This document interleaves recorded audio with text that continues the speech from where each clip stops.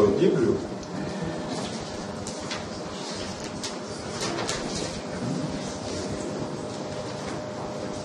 Сегодняшняя тема — это продолжение проповедей по теме апостольского символа веры. И сегодня как раз тема о Духе Святом, веру в Духа Святого. И вообще сегодня и вот до этого мы размышляли о Боге. И размышлять будем о Боге. Мы хотим понять Бога, хотим узнать Его. И Библия, в том числе сам Иисус, когда, помните, в 17 главе от Иоанна, перед распятием Он молился, Он сказал: «Сия же есть жизнь вечная, да знают Тебя, единого истинного Бога и посланного Тобой Иисуса Христа». То есть знание Бога — это и есть сама вечная жизнь, которой призывает нас Господь. И поэтому мы будем сегодня размышлять, искать, но хочу предупредить.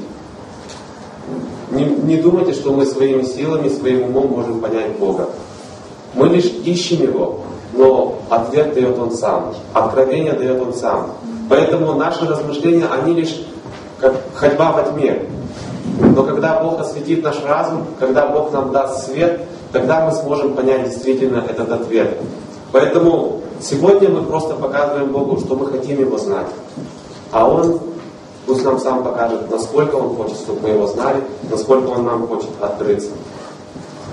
И хотел немножко сказать о своем опыте познания Бога, чтобы вы поняли, как я буду говорить.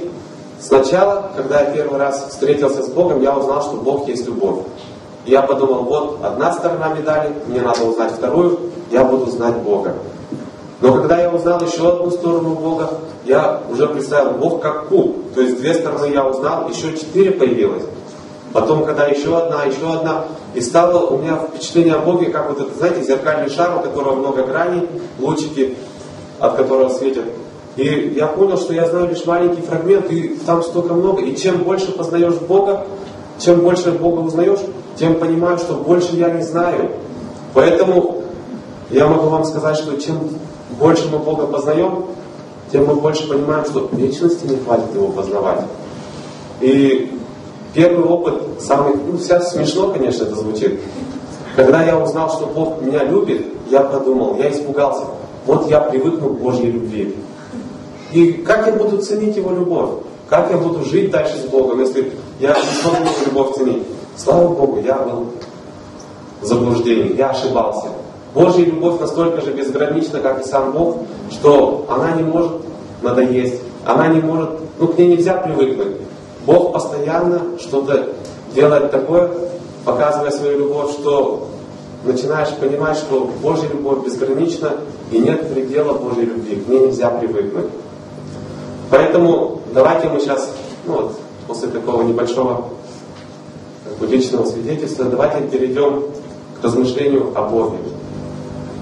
И сегодня мы говорим о Духе Святом, но понятно, что все мы знаем, христианство говорит о триедином Боге. Один и Троица — это таинство, которую человек не может понять в совершенстве. Я думаю, точно мы не можем ее понять, по крайней мере, здесь, живя на земле. Как это один может быть 3, и 3 может быть 1. Но факт остается фактом, что Бог, Он один. Иисус сам об этом говорил. Один, единственный. И часто люди делают ошибку, когда начинают... Иногда меня спрашивают, вот ты молишься Иисусу Христу или Отцу? Или Духу Святому? То есть... Да, для меня... Святому. Да, Святому Духу. Да, то есть для меня понятие такое, что если я обращаюсь к Отцу, то одновременно я обращаюсь к Христу и к Духу Святому. Если я обращаюсь к Христу, то одновременно и к Отцу, и к Духу Святому. И если я к Духу Святому обращаюсь, то одновременно к Отцу и Сыну. И получается, если бы мы разделили их полностью, да, то наверняка сейчас не было бы такого христианства, как оно есть. Были бы поклонники Отца, поклонники Сына, поклонники Духа Святого. И они бы между собой вот так вот враждовали и говорили, что ты не прав, ты не прав. И о Христе часто люди думают, ну как, неправильно, они думают, Иисус Христос это вот как меня, Владимир Ермошин, да? То есть фамилия и имя назвали, но если мы понимаем, что Иисус это совсем не имя обычное, да? Это означает, что Бог спасает, Бог Спаситель, а Христос это Мессия, помазанник, то это говорится, что Бог пришел спасти нас. Да, Он пришел во плоти. Но когда мы читаем о земной жизни Христа, некоторым людям кажется, вот, Иисус это просто человек, это совсем не Бог. Поэтому находятся такие, которые, ну я знаю, и в христианстве есть, которые верят, что только лишь Бог Отец, один Бог, а Иисус это не Бог. Но если Бог, то поменьше. Но возникает вопрос, как может быть поменьше? Бог один. И когда мы говорим о Духе Святом, то вопрос остается тем же самым. Некоторые люди начинают утверждать, что Дух Святой это совсем не Бог. Это лишь сила Божья, которая действует в нас. И в IV веке христиане пытались как-то это придумать, как это объяснить, чтобы людям было понятно. Придумали слово «ипостась», потому что когда говорили «лицо», то некоторые рисовали трехголового Бога. То есть ипостась, но сейчас нам это слово тоже непонятно, потому что оно не используется. Поэтому, чтобы понять это, нужно честно самому размышлять, читая Слово Божие. И не нужно что-то, то, что не нравится, убирать, а то, что подходит под нашу точку зрения, оставлять. Нужно взять все и посмотреть обо всем. И вот, например, то, что мы сегодня читали в послании к римлянам, если вы слушали внимательно, то послушайте. Если же Дух того, кто воскресил Христа из мертвых, живет в вас, то воскресивший Христа из мертвых оживит и ваши смертные тела Духом Своим, живущим в вас. То есть этот Дух живет в нас. И Иисус говорил, что я умолю Отца и даст вам другого, да, утешителя, Духа, который придет и будет жить в вас. И перед этим еще тут Павел пишет, но вы не по плоти живете, а по Духу, если только Дух Божий живет в вас. Это первое, да, Дух Божий. Потом дальше он говорит, если же Дух Христов, если же кто Духа Христова не имеет, тот и не его. То есть говорится о Духе Христовом. И дальше он сразу говорит, а если Христос с вас, то есть в принципе из слов Павла видно, что для него это тоже все одно. Что Отец, что Сын, что Дух — это единый Бог. И я долго об этом думал, почему Бог так являет себя. И единственный ответ, который я нашел, который мне становится понятным, и я верю, Бог показывает, что Бог таким образом открывался потому и открывается, что мы живем во времени и пространстве. Бог, Он живет вне времени и вне пространства. Для Него нет, как для нас, вчера, сегодня, завтра. Для Него все одно. И кто это может понять? Кто это может вместить из людей? Никто. Нам сколько об этом не говорим, мы не можем этого понять. Потому что мы живем во времени. Мы родились, и мы знаем, что все существует во времени и пространстве. Бог так устроил жизнь. Без времени, вне пространства жизни нет. Представьте, если вот нас из времени, из пространства убрать, где ограничения убрать, мы исчезнем просто. Поэтому, когда мы говорим об Отце, мы больше подразумеваем как Бог-творец, который создатель этого мира. Он сотворил небо, землю, наполнил их жизнью. И Он действовал и действует сейчас, сохраняя этот мир. Иисус Христос, когда мы говорим о Нем, то мы подразумеваем Бог-Спаситель, который пришел в этот мир, умер за грехи наши и оправдывает нас, обещал вернуться вновь, чтобы забрать нас. Но о Христе также сказано, что Он умер не 2000 лет назад. Да, это воплотилось так, 2000 лет назад. Но о Христе сказано, что Он умер, принес себя в жертву от сотворения мира. То есть изначально, и кто это может опять вместить и понять? Но так говорит Слово Божие. И что происходит сейчас, когда Дух Святой действует? То есть Отец сотворил Вселенную, да? Иисус сотворил спасение. Дух Святой сотворил Церковь. Церковь — это то место, где живет Бог. Это то, что Богу ближе всего. Это самое высшее творение. И сейчас, живя в это время, мы видим, как Дух Святой действует в Церкви, созидая ее и строя ее в храм Господень. И опять же, как нам понять, да? Те люди, которые жили и умерли много веков назад, они живы для Бога. Они тоже являются частью Церкви, они являются свидетелями. И как мы это можем понять? Это тоже мы не понимаем. Но мы верим, что для Бога нет невозможного, и Дух Святой действует в нашей жизни. Очень так достаточно хорошо о Духе Святом говорил также сам Иисус в последних своих речах ученикам. Вы помните, да, там с 13 по 16 главы, когда Иисус учил учеников своих, Он им говорил: «Верьте мне, что я в Отце и Отец во мне. Если любите Меня, соблюдите Мои заповеди, и я умолю Отца и даст вам другого Утешителя, да пребудет с вами вовек, Духа истины, которого мир не может принять, потому что не видит Его и не знает Его, а вы знаете Его, ибо Он с вами пребывает и в вас будет. Не оставлю вас сиротами, приду к вам.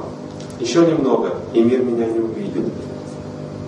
А вы увидите Меня, ибо я живу, и вы будете жить». И здесь опять мы можем видеть, что Иисус говорит, что я ухожу, Дух Святой придет, и вы опять Меня увидите. То есть, вроде бы мы видим, что Христос и Дух, вот, Святой. Но когда Он говорит, придет, то есть Он будет вас, и вы Его узнаете, и вы Меня увидите. Опять одновременно. И как Дух Святой имеет полноту Бога, так и Христос имеет полноту Бога, потому что о Христе сказано в послании к Колоссянам, что в Нем обитает вся полнота Бога телесно. И, естественно, Отец, Он тоже обладает всей полнотой Бога. Поэтому Дух Святой, Он действует сейчас, в это время, когда Церковь созидается, когда, и как вот в послании к Римлянам мы читаем, когда все творение ожидает откровения сынов Божьих. Когда произойдет это... Ведь смотрите, мы читаем о том, что Бог нам приготовил, о славе, о всякой, но мы не видим. Мы проходим через разные испытания в этой жизни. И посмотрите, испытания бывают такими разными, что иногда мы думаем, что другие люди совсем они не проходят испытания. Некоторые проходят испытания злом, да? Встречают зло на своем пути. И у них появляется желание задать вопрос: Бог, ты где? Где Бог? Почему зло допустимо? Но это испытание, в котором Бог смотрит, на кого мы будем уповать. Но есть более трудные испытания, которые люди даже могут и не подумать испытанием. Испытание красотой. Когда мы смотрим, как сказано в Библии, когда ты увидишь небо, и солнце, и луну, смотри, не подумай, что им нужно поклоняться. Потому что, придя в лес, когда цветы цветут, люди говорят: какая природа. И смотрите, как это коварно все вошло, да? Сейчас говорят: природа позаботилась. Природа создала. Какая природа? Бог позаботился, Бог создал. И то, что я узнал, меня вообще очень поразило. И древняя такая есть, как бы, языческая вера, и там есть такой Бог, nature. И это слово очень похоже на английское nature, природа, то, что у нас переводится.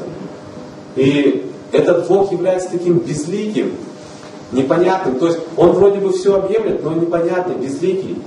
И это верование, оно настолько проникло, что люди говорят: природа обо всем позаботилась. И как бы так Бога отодвигают и говорят: вот мы без Бога, все, природа тут вот сама, Бог вот там где-то, а природа все позаботилась.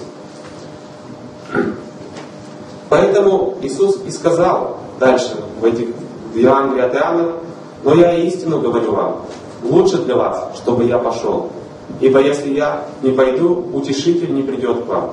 А если пойду, то пошлю его к вам. Он пришед, обличит мир о грехе и о правде и о суде. О грехе, что не веруют в меня. О правде, что я иду к Отцу моему, и уже не увидите меня. О суде же, что князь мира сего осужден. Еще много имею сказать вам, но вы теперь не можете вместить. Когда же придет Он, Дух истины, то наставит вас на всякую истину, ибо не от себя говорить будет, но будет говорить, что услышит, и будущее возвестит вам. Он прославит Меня, потому что от Моего возьмет и возвестит вам. И здесь есть такое хорошее описание работы Духа Святого. И причем Иисус сказал, что лучше, если я уйду. Потому что мы знаем, что во Христе Бог обитал. И вся полнота божества была во Христе телесно. Но когда Христос завершил свое дело, то после совершения искупления Бог может обитать в нас. Ведь до этого, да, там раньше мы читаем в Библии, что Бог почил, то есть на человеке был. То есть Его рука вела человека. Бог благословлял, давал мудрость. Но сейчас Бог может жить в нас. И это уже является подобием Христа. Потому что грешный человек об этом даже мечтать не может. Он даже этого придумать не может. Он даже об этом помыслить не может. Но Иисус говорит, что Дух будет жить в вас. И здесь сказано, что утешитель. Мы, конечно, привыкли, что Бог утешает нас, когда мы плачем, когда у нас трудности или еще какие-то испытания, что мы приходим к Нему, плачемся, Он нас утешает. Конечно, Он нас утешает, как Отец детей. Но здесь есть более глубокая мысль. Когда Бог начинает жить в нас просыпается жажда. Мы хотим знать Бога. Мы хотим знать Его. И эту функцию Дух Святой совершает в нас. Он утешает нас, давая нам откровение о Боге, давая нам познавать Бога. И, конечно же, без веры, как говорится, в апостольском символе веры сказано, мы веруем, да? То есть мы не можем сначала прийти и сказать, вот пусть Дух Святой сделает, и мы поверим. Потому что в Библии сказано, что без веры Богу угодить невозможно. Ибо надобно, чтобы приходящий веровал, что Он есть, и ищущим Его воздает. Поэтому, когда мы уверовали во Христа и приняли Его дар спасения, Дух Святой смог войти в нашу жизнь. Или, как по-другому говорят, Христос стал жить в нас. Или, как еще Иисус говорил, что если вы впустите Меня, то мы с Отцом придем и обитель у вас сотворим. То есть Бог разными способами пытается показать, разными словами пытается донести до нас, что Он, знаете, хочет жить в нас. Он хочет быть с нами. И люди часто говорят, чем я заслужил такое? Какая разница? Ничем мы не заслужили. Бог хочет. Это Его желание. Это Его воля. И почему иногда люди говорят, вот чем мне заслужить прощение? Так как мне обрести? Бог говорит, никак ты не обретешь прощение. Вот веруй во Христа и будешь прощен. И иногда мы говорим, что мне сделать, чтобы доказать, что я Божье дитя? Он говорит, ты ничего не делай. Все водимые Духом Божиим, суть сыны Божьи, суть дети Божьи. Поэтому, если мы хотим доказать, что мы дети Божьи, то нам нужно следовать за Духом Святым. И возникает всегда вопрос, как следовать за Духом Святым? И Библия нас учит, Духа не угашайте. То есть, можно угасить Духа. И возникает вопрос другой, как мы его угашаем? И знаете, вот образ Духа Святого может, вот для меня как он выглядит, да? Это такой вот очень сильный, могучий, то есть бесконечно, безгранично сильный, как ребенок. То есть он приходит к нам как ребенок. И, конечно, для Бога там ничего не стоит, как нас раздавить. Да ему даже этого делать не надо, чтобы нас раздавить, да? Ему достаточно сказать слово, и мы исчезнем. Или даже он может не говорить слово, просто отвернется от нас. И мы потеряемся в этой жизни. Но Дух Святой, Он приходит к нам так нежно, как младенец, который хочет с нами дружить, который хочет нам помочь во всем, но которому мы можем сказать: извини, подвинься. И с одной стороны это обидно, да? Почему Он, Бог, так допустил? Но с другой стороны мы должны понять, что, помните книгу Исаии, да, 6 главу? Когда Исаии было видение, когда он предстал перед Богом. Когда серафимы кричали: «Свят, свят, свят, Господь Бог Саваоф!» Он там весь аж такой замер. Исаия, в принципе, считался таким хорошим мужем Божьим, но он там сказал: грешный я не достоин ничего, я, наверное, помру сейчас. Пришел ангел, там очистил уста, говорит: вот ты теперь прощен, очищен. Но представьте, если бы Бог проявился так, кто бы к нему подошел из нас? Да никто. Мы бы все тут постарались в линолеум зарыться, сказали: ой, нам бы спрятаться куда-то. Честно, если вы так будете думать об этом и поймете, насколько святость велика Божья, то мы поймем, что мы бы к нему не подошли. Но, смотрите еще одно слово: Дух Святой.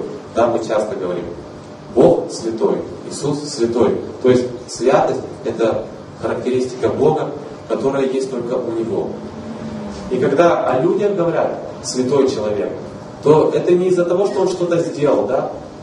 Не из-за того, что он какой-то такой супер-пупер, а из-за того, что Бог сказал: ты мой. Все. Раз Бог сказал: ты мой, значит Он святой. И тогда давайте с этой точки зрения подумаем. Христос нас искупил. Он назвал нас своими. Он каждому назвал: ты мой. Он говорит: ты святой, ты для меня, ты отделен. И когда люди там мечтают, что вот быть такими сильными, суперменами, иногда там думают, что вот Библия нас призывает горы ворочать, там идти, все. И совсем мы забываем о том, что горы-то основные в нашей голове, которые нам нужно своротить. Горы, которые говорят, что о, вот у всех все хорошо, один я такой бедный, несчастный. Вот у меня проблема, так проблема. Вот и у него: да что это за проблема? Жить негде. О, да что это за проблема, там нога болит. Вот у меня проблема, так проблема. И Бог не может мне помочь. Вот эти горы надо сворачивать. Бог может помочь в любой ситуации. И что хорошего делает Дух Святой? Он нам показывает, Он нам открывает, что Бог может все. Что Он живет в нас, тот, который воскресил Христа из мертвых. То есть Духом Святым тело Христово было воскрешено. То есть Он умер, но и воскрес. И говорит: что невозможно для вас? Что вы боитесь? Если вы даже до смерти будете верить, и вдруг вы умрете, что вы боитесь? Смерть не имеет власти над вами, потому что вы уже воскресли со Христом. И все это нам показывает Дух Святой. Поэтому то, что мы можем вынести из Слова Божьего, нам Дух Святой нужен. Мы в нем нуждаемся. И не просто нуждаемся, мы без него вообще ничего не можем. Если кто-то думает, что он может что-то сделать для Бога сам, мне жаль такого человека. Когда люди стараются что-то делать для Бога, забывая о том, что они могут это сделать вместе с Богом, то очень тяжело. И, в принципе, такой человек, чаще всего он жалуется: я так стараюсь для Бога, стараюсь, а он не ценит. Вот я ему столько сделал, а он мне в ответ не дает. Но это смешно. Бог уже столько нам дал, что нам в ответ ему отдавать, и мы не наотдаемся. И Дух Святой нам все показывает, Дух Святой нам это все открывает. И еще Павел в первом послании к Коринфянам, он сказал такие замечательные слова. Написано, как написано: не видел того глаз, не слышало ухо, и не приходило то на сердце человеку, что приготовил Бог любящим его. А нам Бог открыл это Духом Своим. Ибо Дух все проницает, и глубины Божьи. Ибо кто из человеков знает, что в человеке, кроме Духа человеческого, живущего в нем? Так и Божьего никто не знает, кроме Духа Божьего. Но мы приняли не Духа мира сего, а Духа от Бога, дабы знать дарованное нам от Бога. Что и возвещаем не человеческой мудростью изученными словами, но изученными от Духа Святого, соображая духовное с духовным. Душевный человек не принимает того, что от Духа Божия, потому что он почитает это безумием и не может разуметь, потому что о сем надо судить духовно. Но духовный судит о всем, а о нем судить никто не может. Ибо кто познал ум Господень, чтобы мог судить его? А мы имеем ум Христов. И как здесь сказано, что именно Духом Бог открывает нам. Именно Духом Бог открывает нам то, что Он нам приготовил. И сказано, что Бог приготовил любящим Его. Поэтому задумайтесь, когда вы читаете Слово Божие, когда вы молитесь, когда вы стремитесь к Богу, каким образом вы приходите? Душевным, когда вы все время с Богом спорите, такой, нет, такого быть не может, нет, вот здесь написан какой-то бред. Или вы приходите в смирение и молитесь, и говорите, Господи, я хочу знать Тебя. Но мне эти слова непонятны. Объясни, покажи, научи. Господи, открой мне, каков Ты. Я хочу знать Тебя. И когда мы подходим к Богу первым способом, то мы обычно чувствуем разочарование. Бог далек. Конечно, душевный человек не принимает того, что от Бога. Но когда мы подходим вторым способом, когда мы идем к Богу духовным путем, как Он сам предложил, да, то мы встречаем Бога. Вернее, Он встречает нас. И иногда нам кажется, что мы делаем 1000 шагов, чтобы достичь Бога. Но если мы посмотрим, что Бог сделал 1000 шагов, чтобы достичь нас, а мы только лишь пытаемся повернуться, и то так не спеша. Поэтому давайте молиться. Пусть Бог обратит нас, чтобы мы могли обратиться. Пусть Бог приблизит нас, чтобы мы могли приблизиться. Пусть Бог откроет нам себя, чтобы мы могли вместить Его. Пусть Бог расширит хранилище наших сердец, чтобы там было достаточно места для того, чтобы вместить Его и вместить Его Слово, чтобы Дух Святой имел полноту в нашей жизни. И здесь, конечно, нет конкретных путей, да, чтобы можно было сказать, нужно жить так, так, так. Вот если ты будешь делать так, потому что Бог ведет каждого своим путем. И хотел предостеречь от одного. Помните, когда Иисус сказал, что кто будет нести хулу на Духа Святого, да, тому нет прощения. И этот вопрос, он муссируется по-разному. Люди там его всяко оговаривают, придумывают какие-то грехи, которые мы можем совершить, что мы не получим за это прощение. Но я долго размышлял над этим, молился. И то, что я узнал, хочу с вами поделиться. То есть, прежде чем, чтобы понять, что такое план Духа Святого, давайте посмотрим, что вообще Библия, да, говорит о хуле на Бога. Помните, когда Иисус евреям говорил, они ему сказали, ты богохульствуешь, ибо ты человек, но выдаешь себя за Бога. То есть хула — это когда Иисус, кто-то говорит о себе, что Он Бог. Поэтому хула на Духа Святого — это когда человек утверждает, Бог мне сказал, ты должен сделать так. Это ложь. Это прошло время такое, когда пророки были. Сейчас Бог говорит в Духе Святом каждому. Да, мы можем сказать, что если человек спрашивает нас, мы молимся вместе, мы можем сказать, вот то, что мне Бог открыл, вот может быть это твой путь. Но человек должен понять сам. Человек должен услышать сам Бога и идти. Но если кто-то, иногда бывают люди, которые так прямо утверждают, что они вот все знают, что они все видят и могут говорить за Бога, это опасный путь. Если мы таким путем будем идти, то это и есть хула на Духа Святого. То есть, когда мы пытаемся заместить Духа Святого собой. Поэтому, как вначале я сказал, что сегодня мы лишь размышляем, сегодня мы лишь ищем Бога. И я не могу вам дать прямой ответ, да, точный ответ, чтобы он был вам понятен и доступен, пока Бог не даст его, пока Бог не откроет себя сам, пока Бог не откроет, как Он действует в нашей жизни. Поэтому давайте мы сейчас помолимся и попросим Божьей помощи, Божьего благословения. Господь, И мы благодарны Тебе за это время, за то, что мы могли обращаться к Слову Твоему, искать Тебя, размышлять о Тебе. Но мы понимаем, что мы здесь без Тебя будем ходить сами во тьме, и мы не сможем найти ощупью Бога. Но Ты дал нам это занятие, чтобы мы искали Тебя. Ты вложил в нас жажду, чтобы нам знать Тебя, и мы хотим знать Тебя. Господь, приди к нам, откройся нам, дай нам узнать Тебя, дай нам понять, как Ты, Дух Святой, действуешь в нас. И, конечно, тайна триединого Бога очень непонятна людям. И как мы можем понять вечного, сущего, который был, есть и будет, который вне времени, вне пространства? Как мы можем понять того, который все сотворил, который превыше всякого творения? И в Слове Твоем Ты, Иисус, учил в молитве, что да светится имя Твое. Научи нас хотя бы действительно светить имя Твое. Научи нас, Господь, приходить к Тебе в смирении и покаянии.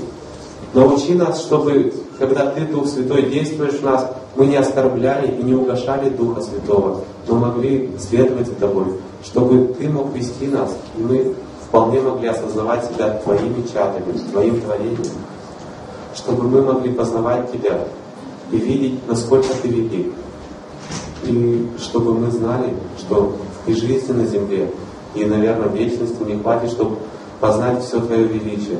Но мы хотим быть в Твоем присутствии.